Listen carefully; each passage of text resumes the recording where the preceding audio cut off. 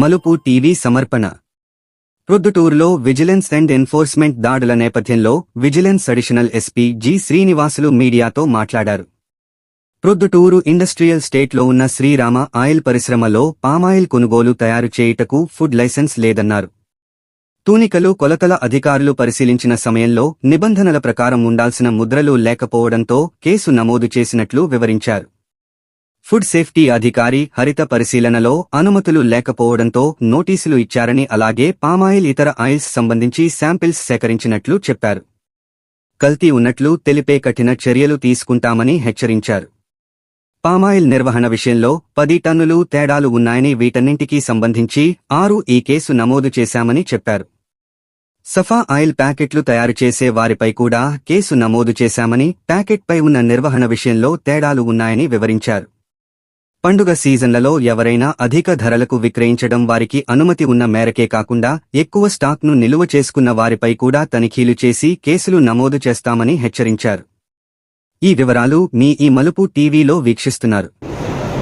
రాష్ట్ర వ్యాప్తంగా vigilance and enforcement శాఖ యొక్క ఎడిబుల్ ఆయిల్స్ అంటే ఈ ఖాద్య తైలాలకు సంబంధించినటువంటి ధరలు ఎక్కువగా ఉన్నాయని చెప్పి, అదేవిధంగా ఈ మిల్లుల్లో రీటైల్స్ హోల్సేలర్లు ఇక్కడ తనిఖీలు చేయడానికి నిర్ణయించుకున్న సందర్భంగా మా కేంద్ర కార్యాలయం ఉత్తర్వుల మేరకు ఈరోజు మేము ఈ ప్రొద్దుటూరు రావడం, ప్రొద్దుటూరులో శ్రీరామ ఆయిల్ మిల్స్ అని చెప్పి ఈ మిల్లులో తనిఖీలు విస్తృతంగా నిర్వహించడం జరిగింది.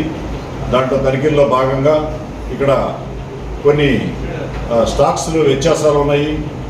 ఈ మిల్లు వారికి పామాయిల్ సంబంధించి ఫుడ్ లైసెన్స్ లేదు.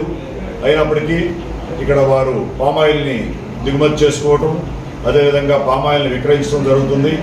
10 టన్నుల పామాయిల్ ఇక్కడ షార్టేజ్ కనపడింది వాళ్ళు కొనడానికి. అసలు బేసిక్గా వారికి పామాయిల్ కొనడానికి ఫుడ్ లైసెన్సే లేదు, అయినప్పటికీ కూడా కొన్నారు. దాంట్లో కూడా 10 టన్నుల వ్యత్యాసం అనేది కనపడింది. ఆ వ్యత్యాసానికి గాను ఇక్కడ 6A కేసు బుక్ చేయటం అయింది. అదేవిధంగా ఇక్కడ విజిలెన్స్ వారితో పాటుగా సివిల్ సప్లైస్ డిప్యూటీ తహసీల్దార్ గారు, అదేవిధంగా ఫుడ్ సేఫ్టీ ఆఫీసరు హరిత మేడం, మరి లీగల్ మెట్రాలజీ ఇన్స్పెక్టర్ గారు అందరం కూడా వచ్చి ఇక్కడ తనిఖీలు చేయడం అయింది.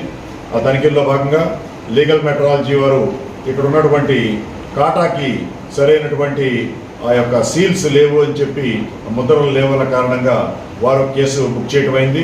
ఇక్కడ నుంచి శాంపిల్స్ తీసి ఆ శాంపిల్స్ అన్నీ కూడా హైదరాబాద్లో ఉన్నటువంటి ఫుడ్ ల్యాబొరేటరీకి, నాచారంలో ఉన్న ల్యాబొరేటరీకి పంపించడం జరుగుతుంది.